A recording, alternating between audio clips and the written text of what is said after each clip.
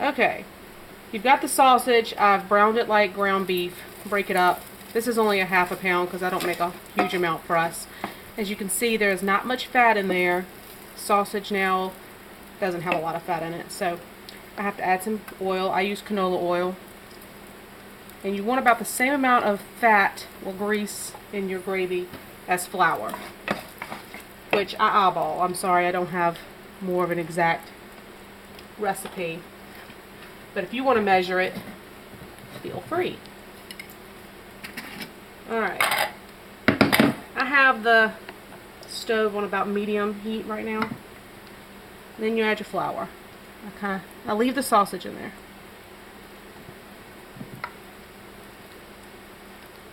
Sprinkle it around in there. Like I said, I just eyeball it, so you kind of have to play with it and see what works for you. It's better to add a little at a time because you don't want to have too much, then you'll have way too much gravy.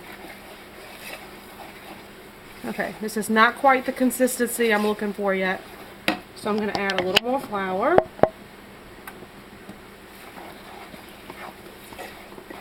You want the flour to cook some in here before you add anything else because it will have a flour taste if you don't.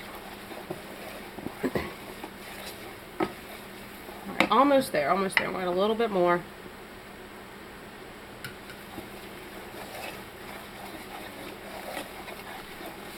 Alright. That's about the consistency I'm looking for. I want it to be a little bit liquidy still, but kind of pasty. I'm not sure the right word to use for that. Just a touch more.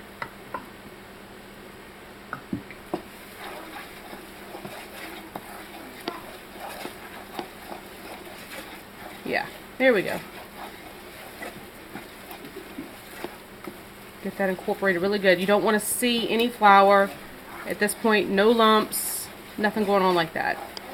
I think the biggest way you get lumps is adding your liquid before it's time. So now with sausage gravy, I'm going to add milk. If I were making like gravy for turkey, I would add turkey stock after I've cooked the turkey. Or if I were making chicken gravy, I'd add chicken stock. If I were making gravy for like a pot roast or something like that, I'd use the drippings from where I cooked that. So whatever liquid you use is kind of the flavor you want the gravy to take on.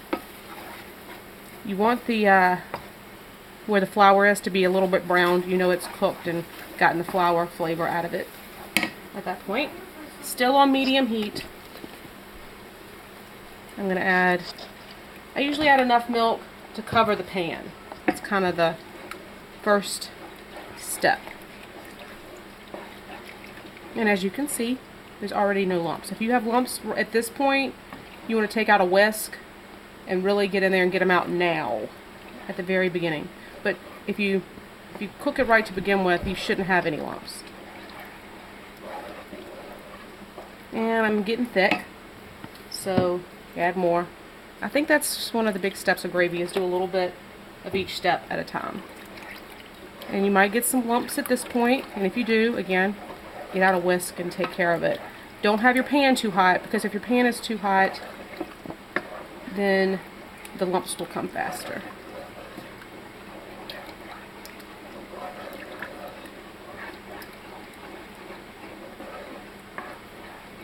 At this point, if you want to add some seasonings, this is a good time to do it because you want the seasonings to cook in there a little bit. Salt, pepper, you know, if you want to make it hot with some cayenne pepper or Texas Pete or something like that, you can do that at this point.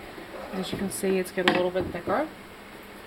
And this is just personal preference as to how thick or thin you want it.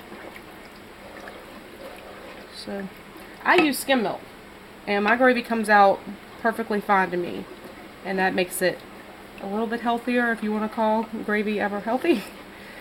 But it does add a little bit there, so but you can use whatever kind of milk you want. I don't see needing added fat.